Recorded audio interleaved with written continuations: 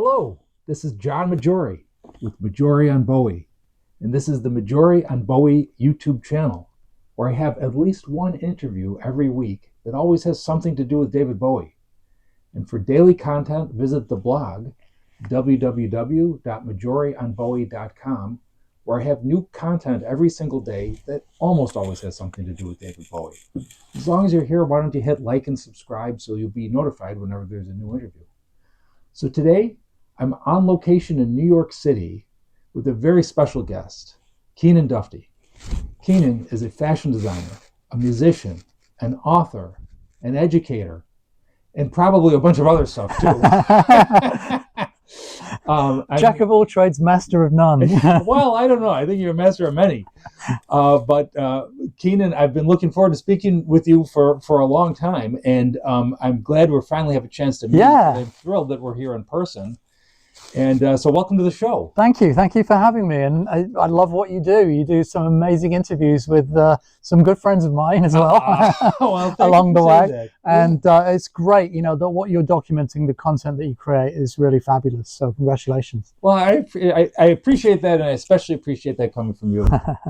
So there's a lot to talk about, and what I wanted to start with is this conspicuous T-shirt right here. Which I bought before I knew who you were, nearly 20 years ago, and I wear it. This is not a shirt that I put in a box and just kept. It's held up remarkably well. I've been wearing this shirt for nearly 20 years. There you go, quality. Yeah. So, I mean, there's a little familiarity with the lightning bolt, but why don't you say, what is this T-shirt? What's your connection to it? And what's its connection to David Bowie?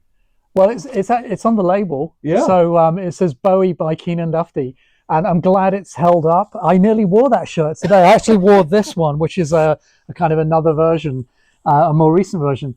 But I was very lucky to do a collection with David 20 years ago, we met to work on it, coming up to 20 years ago, and we worked over about a 9-month period, I think. Yeah. But yeah, it was an absolute honor and privilege and a lot of fun. He was great. He was very funny and very down to earth.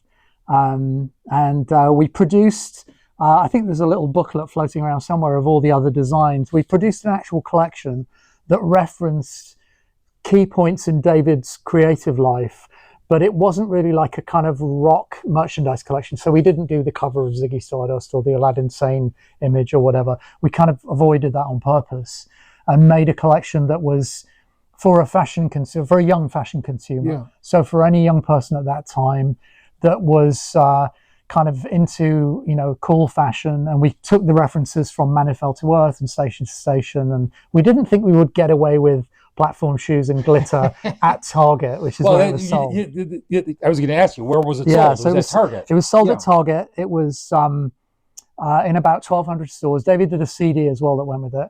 That was called Strangers When We Meet, because the Target's marketing team said, "Oh, you two were strangers when you met." So that's a good title. It's obviously one of David's song titles too.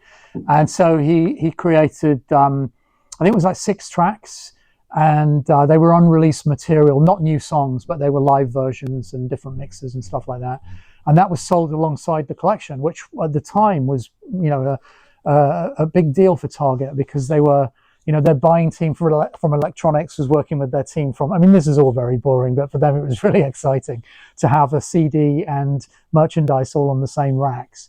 But the clothes and the CD sold out pretty much within a week or so of being in store. And the one piece that didn't sell out was the most iconic Bowie piece. Yeah, what was that?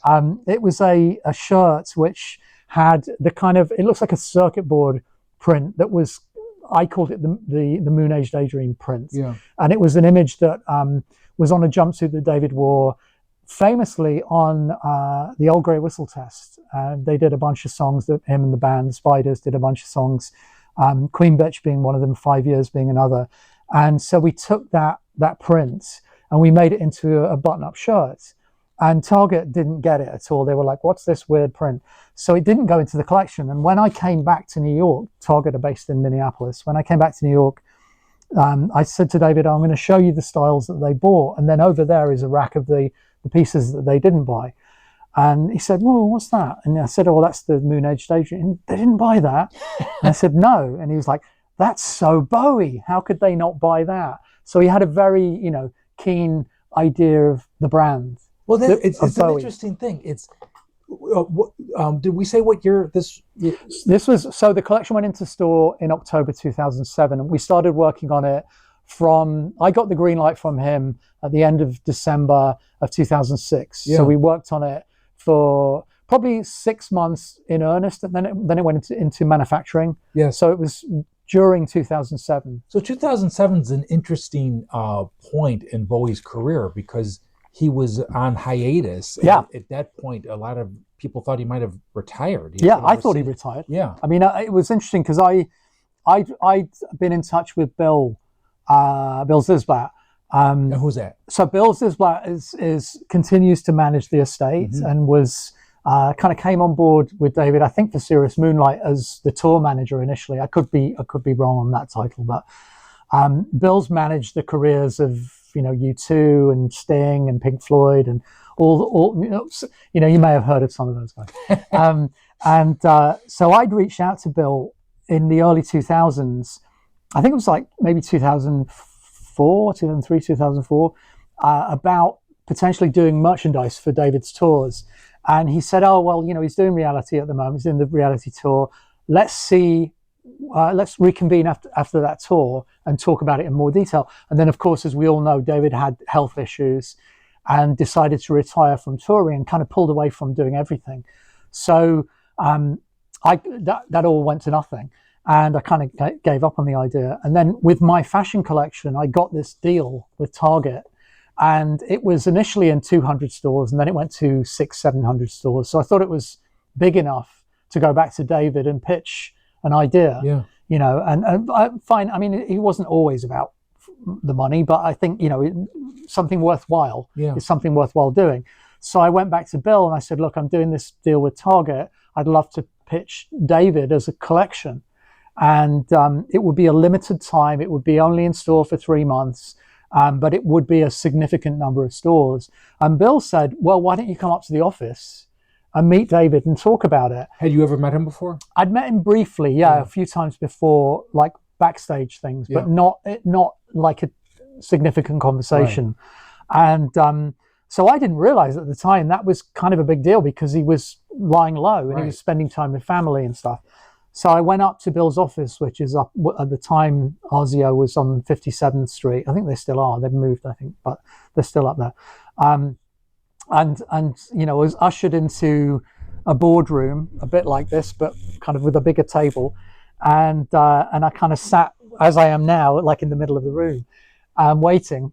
And the obligatory 20 minutes, for the meetings to start. And in walked David with Coco. Coco Schwab. Yeah. And he was dressed very, very, let's say, understated. Yes. And so I thought, oh, that's interesting. He's wearing like a, kind of beaten up Tommy Hilfiger sweatshirt and whatever. And he was just very disarming, down to earth, and immediately put me at ease, mm-hmm. Which, famous people are very good at doing because they know it's weird, especially if you're in almost like a one-on-one thing. So, he kind of said, oh, sit where you are, actually. Sit at the head of the table. This is your meeting. You're going to run the meeting. And I was kind of like, whoa, okay. And so he kind of said, well, what's all this about fashion then? I don't like fashion. And that's kind of like, okay. And I said, well, look, I'm a designer. I do this collection. We've just struck a deal with the mass retailer Target. And, I'd like to discuss the possibility of doing a Bowie collection. And he said, what's Target? And I said, well, it's a mass retailer. And he said, is it like Sears? And I said, yeah, kind of, like, ask your wife, because she has a beauty collection in Target. And he's like, oh my God. So I kind of told him, the scope of it, the idea initially. And he said to me, have you talked to Target about this? And I said, no, I wanted to talk, I wanted to meet you first of all and see if there was any interest, because if there's no interest, then there's no point in talking to Target about it. And I think he at that point he kind of felt a bit of trust because he knew I wasn't using his name to sort of fish. Yes. I already had the deal, so it was kind of this was an added bonus for the collection. And frankly, I thought I was at a point where I needed something to kind of take it to the next level.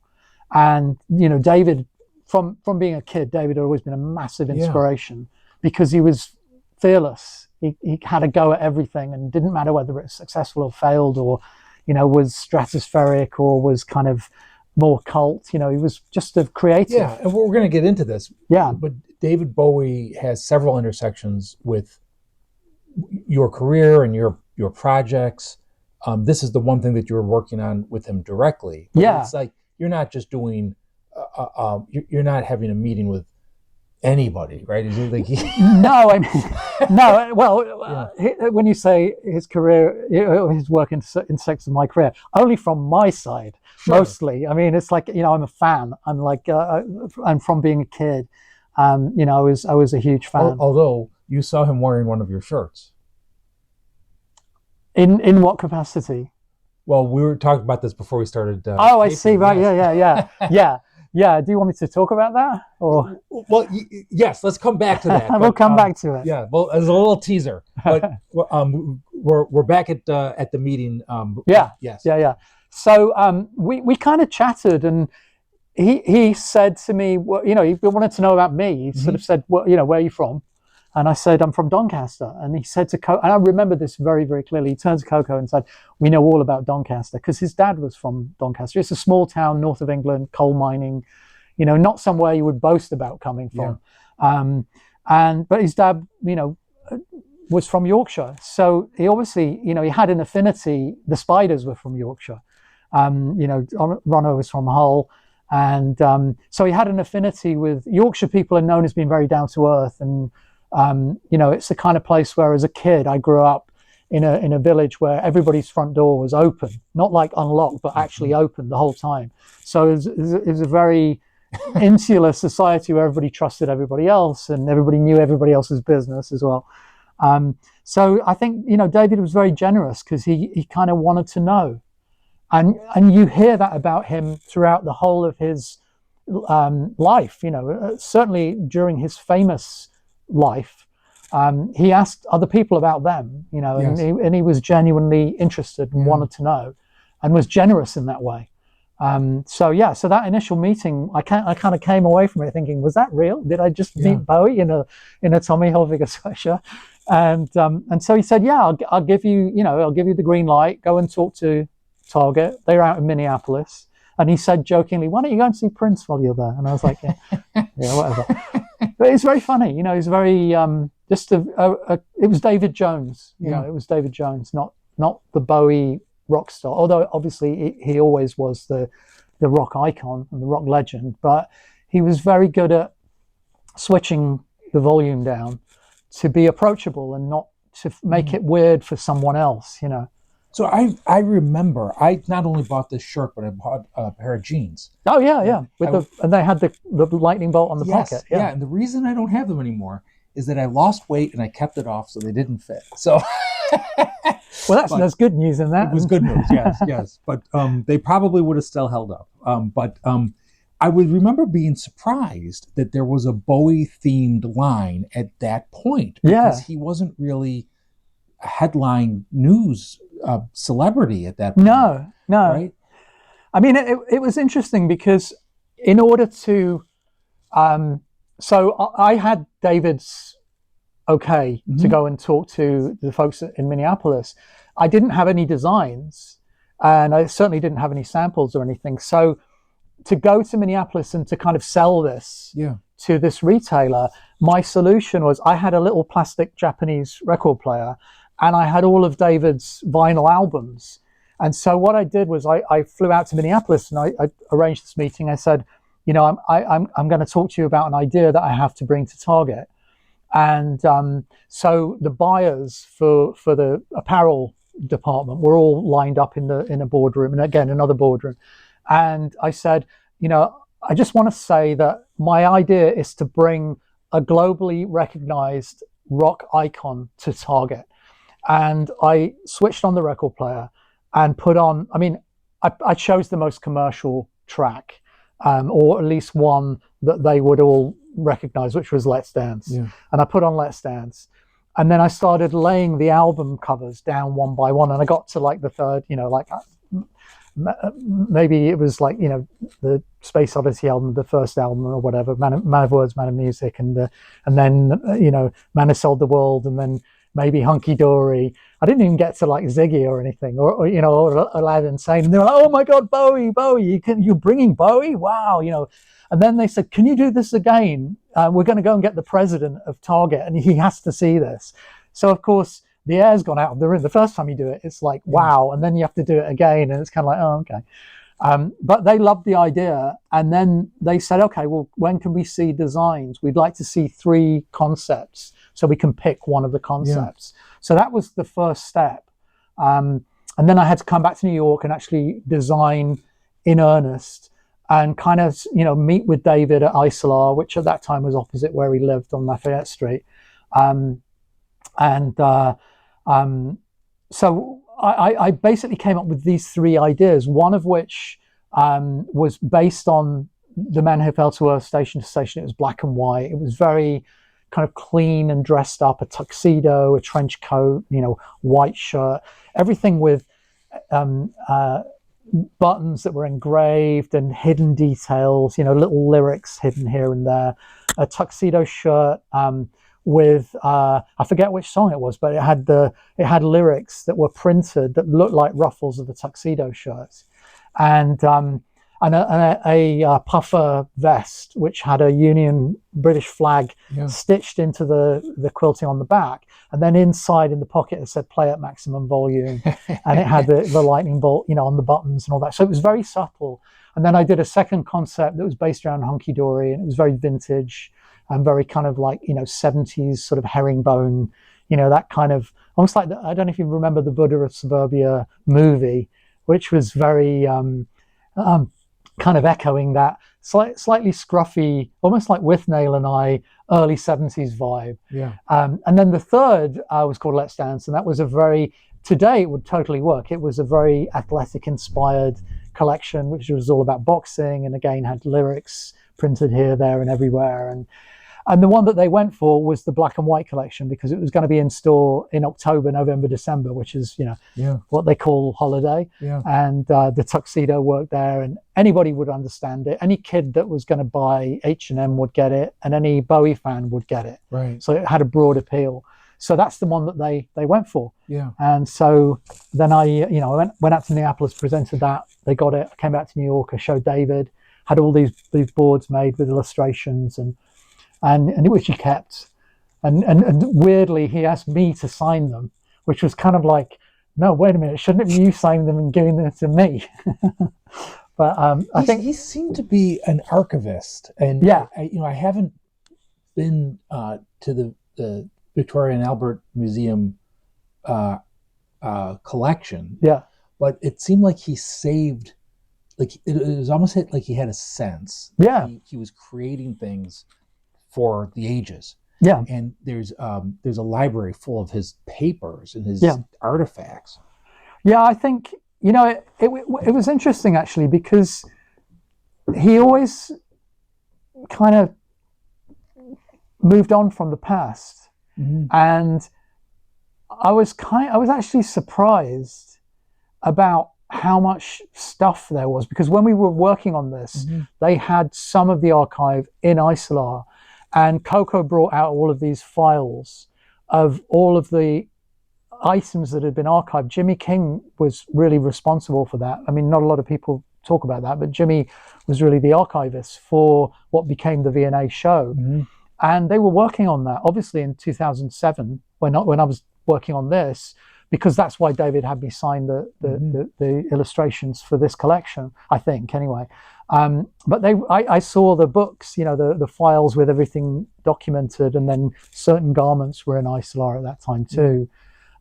So he was obviously, like an artist, he was preparing his papers for a museum or something, but it was actually counter to what I thought about David's approach to his past, which was like, that's done and I've moved on. but I think, he really was an artist in that way, that he recognized for the ages, this needs to be documented, and there's value for other creative people to see the process. Yeah. And there is, there absolutely is. I think he was an artist. He worked across multimedia. He's obviously recognized for the music, but the whole scope of his visual art, his performance, his acting, everything. Well, you seem to be in almost, I don't want to say unique, but a position to understand the totality of what he was putting out more than most, in the sense that, the music, the image, the sound, and the vision, right? Yeah. And the concept behind it, right? And I want to ask about what I sort of alluded to about when you saw him wearing one of your shirts. Yeah. But that's a quick story, and then I want to get into, what is fashion and why is it important. but the quick story about the picture of him wearing your shirt. Yeah, so there was a show in 2000. I forget where, it may have been Roseland, I forget.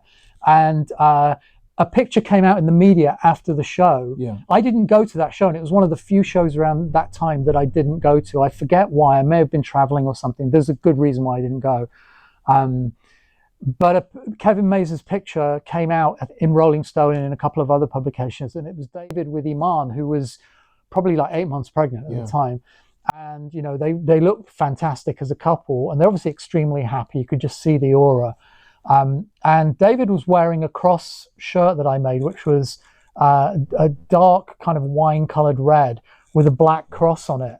And I didn't know the story to that, but I loved the picture, and Kevin kindly sent me a print of the picture. And then later, Jimmy King told me that backstage after the show, David had been asked to do a meet and greet and a photo with Iman, and he was sweating and, kind of needed to change. And he grabbed this shirt that he saw hanging on a rack, and he liked it. And it was one of Mark Plassey's shirts. Yeah. And so he just put it on and wore it. And at that time, he must have seen this in the label, because my fashion label for the first few years was called Slinky Vagabond, and that was in the label and everything, in the back neck. And also there was a little label on the side that said SV too. So he must have clocked that, because he was very sharp. So we have the term Slinky Vagabond hasn't come up yet in this discussion. Right. And that is a term that has multiple meanings in your life. Yeah. But where did it come from? It came from Young Americans. Right. It came from Young Americans. Yeah. And it came up. And that was your label at that time. Yeah, I sort of purloined that phrase, because when I moved to New York, I needed to get sponsored for a visa. And so I sponsored myself, which don't try this at home, kids, especially now. So I incorporated a company. The company needed a name and not my name, because they were going to hire Keanan Duffty. So, it didn't want it to be too obvious. So I was listening to Young Americans on headphones one day, and Slinky Vagabond came up, and I thought, I'll use that as the name for the company. And I incorporated under that name. Yeah. And then when I actually started my fashion label, I thought, I've already incorporated this name. I'll use that as a name. And I worked with the label, with that label name, for a couple of years. And then I got a cease and desist from a Swedish footwear company called Vagabond that said, that's our name, you can't use it. So I ended up pivoting and putting the brand name into my name, into Keanan Duffty, which is what ended up on the Bowie collection and so on. Otherwise, it would have been Bowie by Slinky Vagabond, which would have been very meta. Bowie by Bowie. So that was it was a phrase that I nicked from David, and like many things I've nicked from David over the years, and very kindly he allowed me to get away with it, I guess. So you also, I want to come back to what is fashion and why is it important. Sure. And we'll come back to Slinky Vagabond too. But you also use that term as the name of your band that's had multiple manifestations. Yeah, I was actually using that. This is a Slinky Vagabond album. Yeah, that's 2025. Our latest record. That's myself and my buddy Fabio Fabri, who's an excellent guitar player, songwriter and producer, who very luckily for me lives in Italy, lives near Florence, and has a studio there. So when we record in Florence, and we go to a very nice coffee shop called Pimpina and have delicious pastries in the morning. And you couldn't want for a better working situation. And Fabio's a lovely guy. He's an extremely talented guy. So that's this is the latest iteration of Slinky Vagabond, and that came about. The name I've been using since the 90s on various music projects, but that iteration kind of manifested in the mid 2000s for a band that I put together with Earl Slick, who I met through MySpace. I don't know if anybody remembers MySpace, but we met through MySpace, and then we met in person in a cafe in New York. Yeah. I actually didn't believe it was going to really be Earl Slick. I thought it would be somebody masquerading as him, but he turned up in his full slickiness and the rock and roll star that he is, and the lovely guy that he is. And we decided to do some recording together. And so I enlisted my buddy Glen Matlock, one of the founders of the Sex Pistols, to play bass, and then Clem Burke agreed to play drums. So we kind of had this super group of like super guys as well. That was 2007, and our first gig was supporting the New York Dolls at Irving Plaza. So it kind of doesn't get much better than that. I mean, that was great. So I want to get back to fashion, but now we're on this. So I digress. But you're digressing into an area that is fascinating, because there's something that strikes me about you and the arc of your career, and I think the foundation of what you do is fashion, but I was saying this again before we started recording, where I find a kind of common cause where you have an interest in David Bowie and you go out and do a project with him, and you like his music, so you make your own music, and you make music with the people that he made music with. So you're talking about Earl Slick, and the other thing that I just related to was that I heard that story before, where you didn't believe it was going to be Earl Slick. Yeah. And I interviewed him on this show, and I couldn't believe that I was going to be interviewing Earl Slick. And something he said was, when I walk down the street in New York City, people don't recognize me, and you have an appreciation for everything that goes into what I think other people appreciate just casually, right? So the Mark Plattys, the Earl Slicks, the Clem Burkes, for you and for me, these are giants. Yeah. Right? Yeah. And I think for the casual listener, they might not even know who they are, even though they might have 10 CDs that Earl Slick played on for different artists, right? And there's riffs that Earl Slick has played that are part of their personal soundtrack, but they don't even know where it comes from. Sure. So you have a sense of, so this does actually get back to fashion. What is it? What is fashion, and why is it important? Well, when I met with David to have that conversation about doing this collection, and he said, I don't like fashion. Yeah. And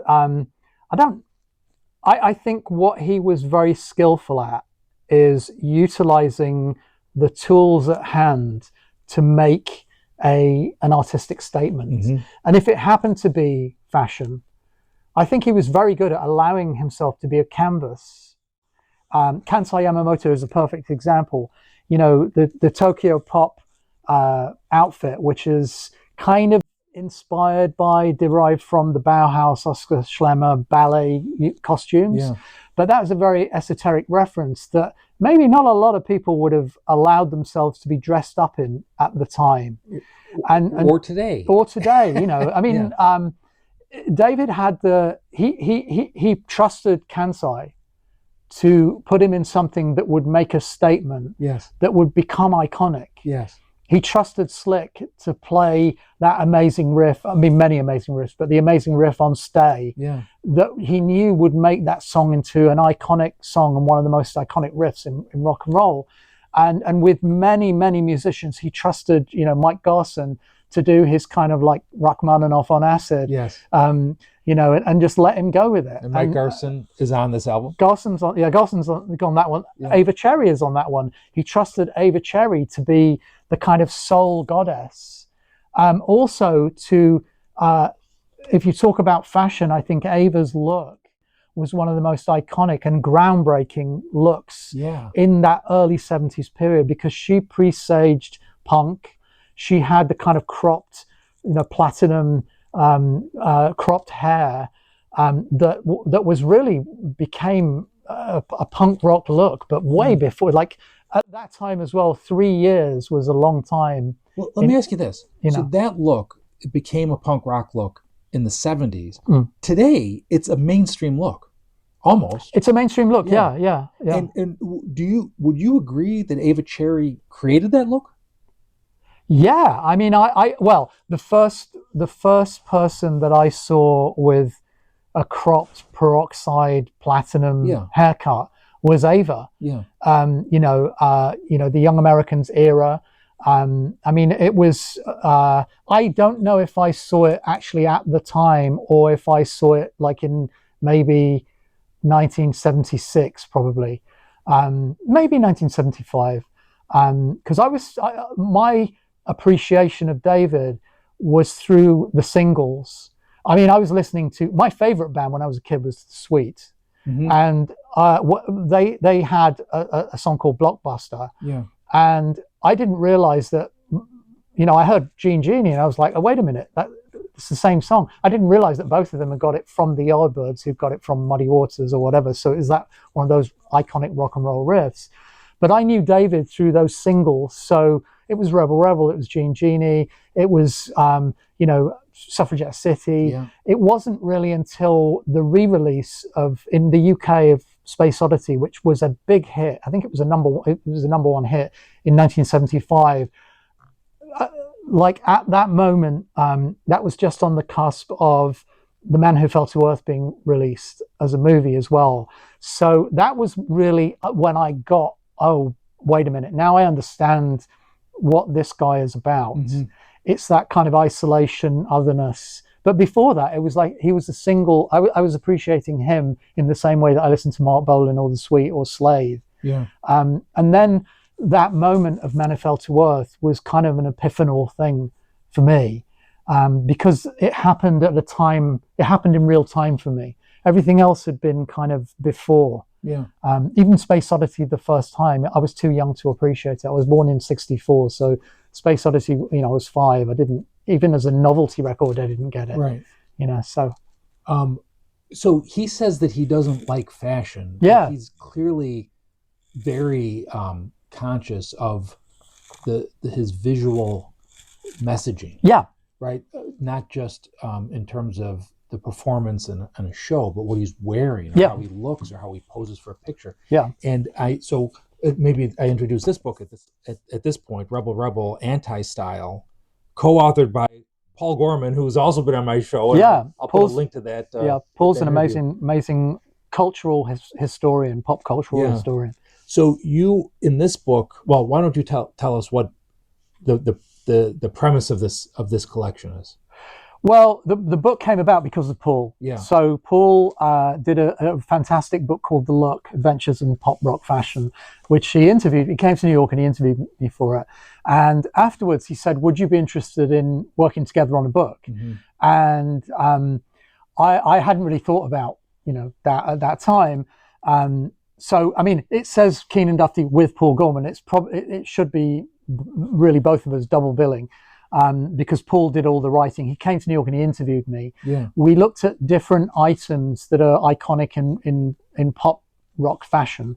So, the motorcycle jacket from The Wild One, and how that goes through history to Sid Vicious, and, wherever you look in pop history, there are these totems. The red leather jacket from Michael Jackson goes back to the James Dean red jacket, and so on.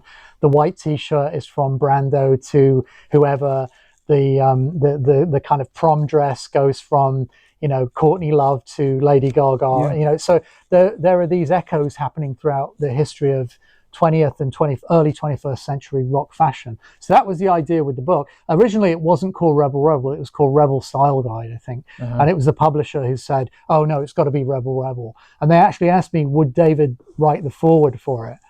and I knew at the time he wasn't doing any press. He wouldn't even give one line quote to the New York Times for the fashion collection. He was like, no, I'm not doing any media. And that's firm. And, I respect that. He didn't want to be pulled back into it again. Now, his image was used in some of the promotional material for this line. His image was used. Yeah. We did the kind of spoof of Low, like face to face. And that was actually a new photograph that Jimmy shot. But he didn't want to do any media for it. And it was funny because I went out to Minneapolis several times during the sort of iterations of the design process. And on one of those, Target said, would you ask David if we do a launch event in New York, can he get up and do a few songs? And I was kind of like, really? You want me to ask him that? It's like, so I had to ask him because I didn't want to not ask him. And then he found out later, and then you didn't ask me. So I said, like, don't shoot the messenger. I've got to ask you this, Target. And he was like, no, I'm not doing that. Yeah. And the literal quote was, I'm not fucking Posh Spice, like you don't wheel me out kind of thing. And, not a piece of teenage wildlife. Not a piece of, the broken nose mogul, one of the few. No, I mean, he was very smart because what he did was he recognized that everybody was putting what they'd eaten for breakfast on social media. So he went the other way. Yeah. And he did that with fashion, going back to your question about fashion. He was, he didn't follow. He wasn't a follower. Well, so I asked this for a reason. So you mentioned Brando, you mentioned James Dean, just both of whom Bowie not just was aware of, but emulated. Yeah. I'm thinking the James Dean look is how he appeared in the movie Christiana F. Yeah. And then he appeared on Saturday Night Live, or Tonight Show. Tonight Show, right? And he had the jacket, he had the white t-shirt, he had the hairstyle like James Dean. Yeah. How could he say he doesn't like fashion? Well, so my point is that he wasn't a follower. And fashion, essentially, unless you're the creator of it, you're always following it. And he sort of wasn't someone. I mean, I think there was a tipping point during the 80s where he went from being the leader to sort of not being the leader anymore. Because I think it's really impossible to keep up that position forever. Anyway, it's I don't know who can do that. Whether they're in fashion or in music or whatever, it's very, very difficult to do. At some point, there's a transition to another artist or another era.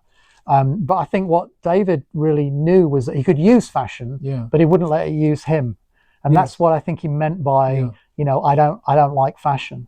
So putting David Bowie aside, I'll say I've heard you talk about what fashion is used for. It's to signal something about your own personality. Yeah. Right? Yeah. So as a fashion designer, you're designing looks for other people to express themselves with. Yes. Yeah. I mean, I think, one of the things that I've never really learned how to do, I make stuff that I like. Yeah. Which I think for any creative person, if it's passion driven, if it's coming from you, that's an honest, authentic expression. I think I've never really learned to be a bit more objective. I probably would be a lot more successful if I could be a bit more objective in fashion. What does that mean? So not just do things that I want to do, but do things that other people might want, and I think that really great fashion designers can do that. David was able to work with significant designers like Kansai Yamamoto, for example, who were able to interpret not just what they did, but what their audience might want from them. Yeah. And that's a particular skill. I think it's something I'd never learned how to do, really. So I heard you talk about this before, and I'm going to try to articulate a concept that might not come out right, but go for it. The way you were talking about fashion and fashion design and what you do made me think of a screenwriter or somebody who writes music, in that if you talk to an actor will talk about putting in an authentic performance or putting his or her heart into a performance. Yeah. And but that's happening within somebody else's words, Yes. under direction, in a finite space, right? An actor cannot express himself or herself by walking off the stage or out of view of the audience. Or a songwriter who's writing for somebody else, you can't say that Frank Sinatra was not being expressive, even though he didn't write his own songs, right? Or, I've talked to tribute bands, Bowie tribute bands, and they're skilled and they're putting their heart into it and they're putting themselves into somebody else's song. But that's what you're doing, right? You're designing this shirt and I am wearing it and saying something about myself with it. Yeah. So, I mean, you are doing something that somebody else wants, but they're choosing your design. Like, you don't know that you never met me before today. You didn't know 20 years ago that I wanted to wear this as an expression of myself. That's true. Yeah. That's true. This comes about though through my own fandom of David Bowie in the 70s. Yes. So I'm doing this because it really that creative spirit of that individual really resonates with me. Yeah. But I would find it hard to do it in a meaningful way with an artist that doesn't resonate with me. Yeah. Even if it were to prove commercially successful. After doing this, I went back to Target and they said, "Okay, who's next?" And can you get Sting? And it's like, Sting's a great musician. I love his music's great, but he doesn't mean the same thing to me as David does. So I couldn't do that. But another better designer or another better creative mind might say, "Sure, yeah, I can channel Sting," and I just never, learned how to do that. It is a really amazing skill. Somebody like Karl Lagerfeld was I think the best freelance designer in 20th century fashion, because he designed Loewe, he designed Chloe, he designed a bunch of other brands, Chanel obviously most famously, and he would be able to put himself into and immerse himself into those brands. If you look at designers today, what they do is they take what they do into that brand. So Hedi Slimane, when he was with Yves Saint Laurent, it looked like Hedi Slimane. When he went to Chloe, it looked like Hedi Slimane. It didn't look like Chloe, So it's a particular skill set to be able to immerse yourself into it. I love Hedi Slimane. I mean, it is like, for me, is really authentic. And it's possibly by choice in his part. For me, it's because they just don't know how to do it. Yeah. Well, you're now talking about the particulars of your line of work. There's something that you're doing that's more broad that I don't want to say that anybody could do, but something I've discovered is most people who are in the audience relate to the artist in the term is parasocial, where it's really a one-way relationship. But the audience member, if you've ever met a Swiftie, right, they think that there's a two-way relationship with Taylor Swift, right? Yeah. But it's not. Yeah. But I did come to realize that the relationship can be more interactive than most passive fans or audience members really realize. And I see that with you. You were talking about when you were a child and you're watching Top of the Pops or the Old Grey Whistle Test, you're sitting there watching it. But then at some point in the 80s, you're not just a consumer of the music, the culture, the ecosystem, but you're contributing to it, right? There's a point where you cross over and like this, you're interacting with Bowie, you're recording records with Ava Cherry and with Mark. Well, you didn't record with Mark Platty, but you performed with Mark Platty. Well, yeah, we did the Bowie convention here in New York a couple of years ago, and Garson, Mike's on that. Yeah, he's on a song called Ad Astra, right? Yeah, he's on two songs. Yeah, is that a Bowie tribute? at Astra? It is, yes, Yeah. because lyrically, it sort of alludes to aspects of how I see Bowie's mystique. Yeah.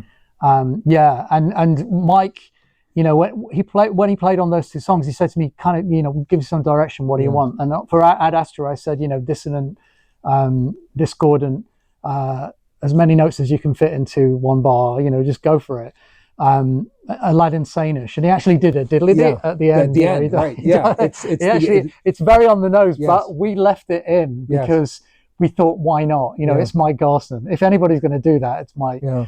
And then the other track, he said, what do you want with this track Anthem? And I said, kind of, a bit John Lennon Imagine-ish. And he did that but it's Mike Garson's take on it. It doesn't sound like Imagine, but it's Mike's take on it. Right. It sounds like Mike Garson. Yeah. I mean, it's like, it's kind of the dream come true. I mean, David once famously said, I'm glad I don't have to pay him by the notes. Because he does. He's like, every note is in there, but every note's a gem. And Mike told me, he said, these were like first or second take wonders, like it was, it just came out right.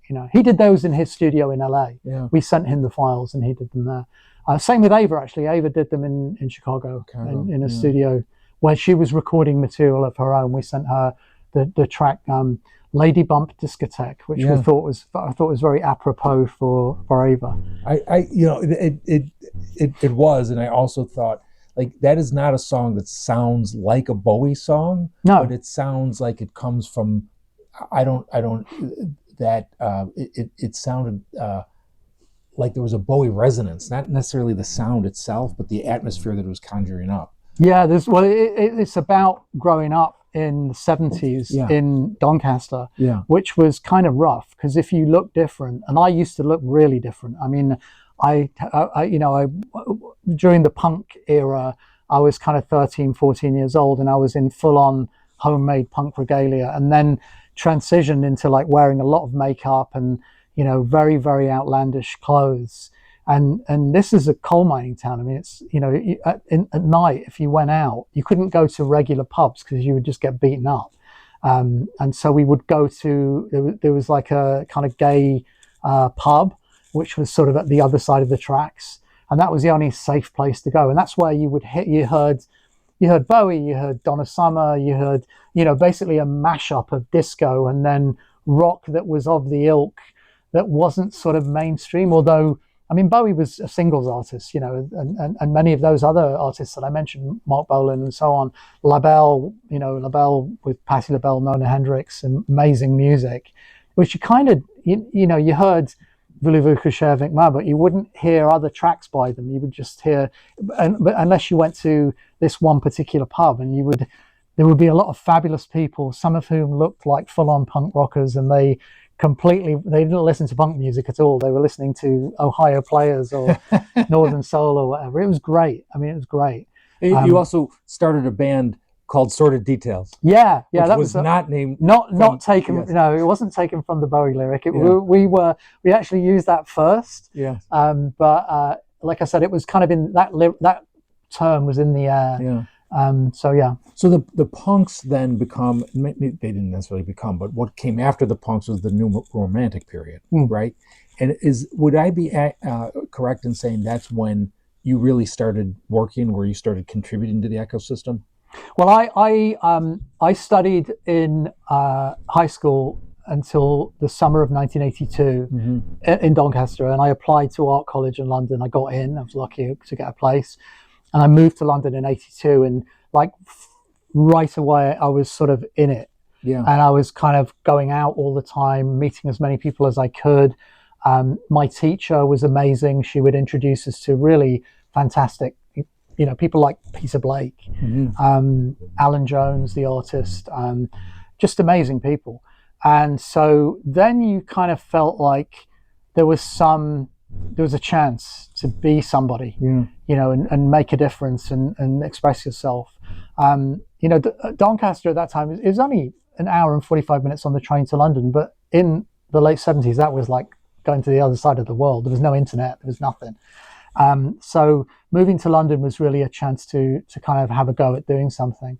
And I think, I felt very lucky to have David Bowie as a teacher. Yeah. You know, I kind of looked at this person from the sort of latter half of the 70s, and I thought, you know, this is a fearless person who has a go at everything, and they're obviously not afraid, and they're not afraid to fail, because why would they take all of these chances? Yeah. You know, and I really, that was an amazing. He was an amazing teacher in that way, and it's a totally one-sided relationship. But I think David knew there were all these kids that were just kind of looking and learning from that attitude, and I think, you know, he appreciated the audience that he had, Yeah. and he knew how to connect with them. You know, he knew when he was, you know, I'm talking to you down the camera, he knew who he was talking to. He knew there was a kid sitting at the other end, Yeah. you know, who was really leaning in and listening. And taking that as a lesson. Yeah. So it's, you know, it seems to me, and we're in New York City, where, you know, I say this and it's only a slight exaggeration, you can't walk 3 blocks without seeing the image of David Bowie somewhere. And it seems like he's bigger today than he was, you know, maybe not at any given point in his life, but for most of his life. And, you know, we're talking about James Dean, we're talking about Marlon Brando, and they after death ascended to a kind of iconic status. Sure. What is the difference between fashion and iconography? That's a very good question. So two of the biggest selling licensed images and icons are James Dean and Marilyn Monroe. They sell. Whatever you put their images on, they sell.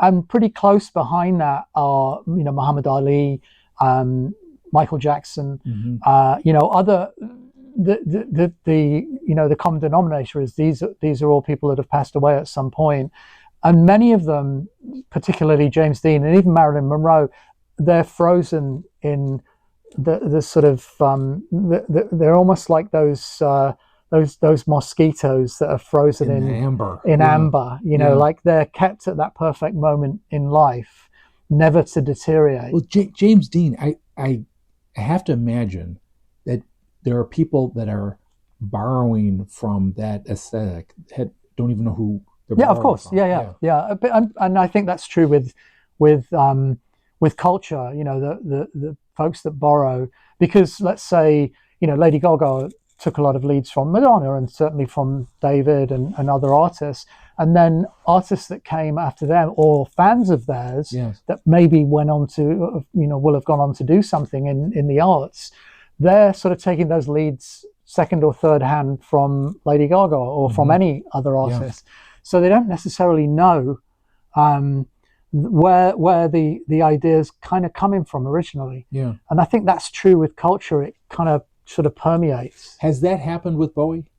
We're talking in 2026, so it's 10 years after he left us. Well, I think he was astute enough to recognize that post, you know, in his after he was gone, his body of work would resonate. I think he was astute enough to recognize that.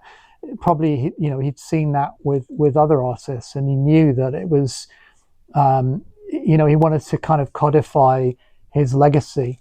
And part of the exhibition, which, you know, started at the V&A, I saw it at the V&A and I saw it at the Brooklyn Museum here, and is now in Stratford in London in the permanent display of the V&A. I think he was smart enough to recognize that could happen. And to my mind, he was the first rock artist to really create an exhibition of that type. The Stones did it afterwards, Pink Floyd did it afterwards, but everybody did it kind of, I don't know if it was planned. Usually these exhibitions are planned several years in advance, so it could be that it was just a moment when, you know, museums around the world recognize that to get people into the museum, we need to address more contemporary artists. But yeah, I mean, David, I think he was really, he understood his legacy, he understood his art, he understood where its place was in contemporary culture, and, you know, he protected that.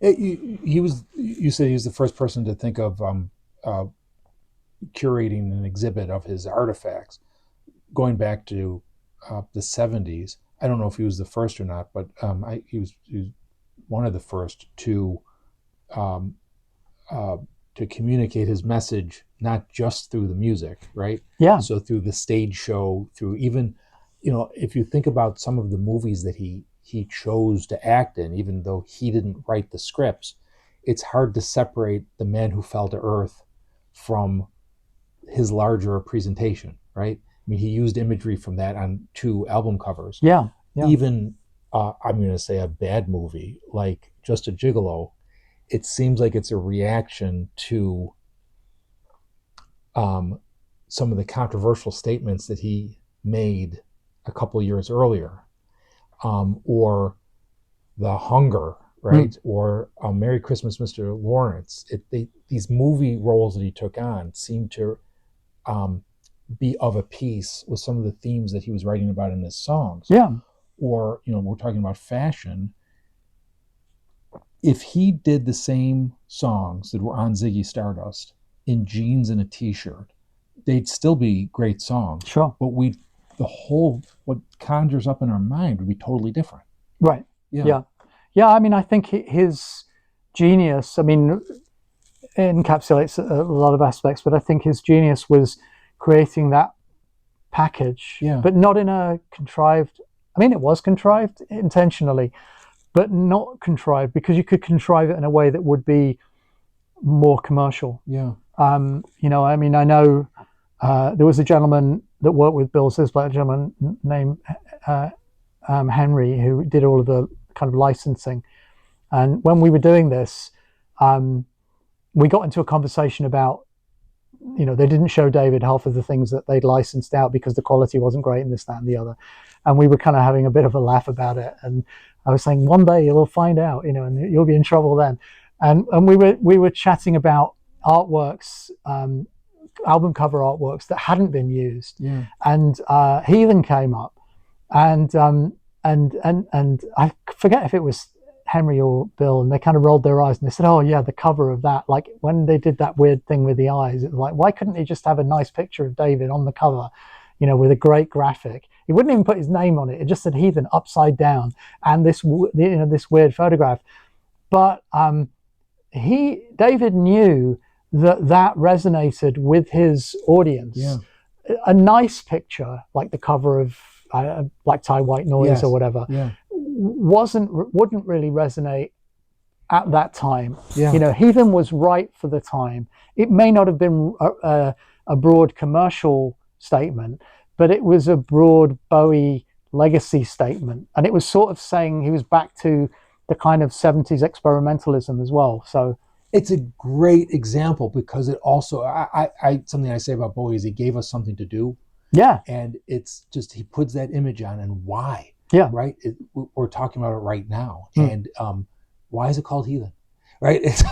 well, why would you get the cover of Heroes and put a white square in the middle of it and cross out Heroes and put the next day? Yeah. No, that was a groundbreaking graphic identity.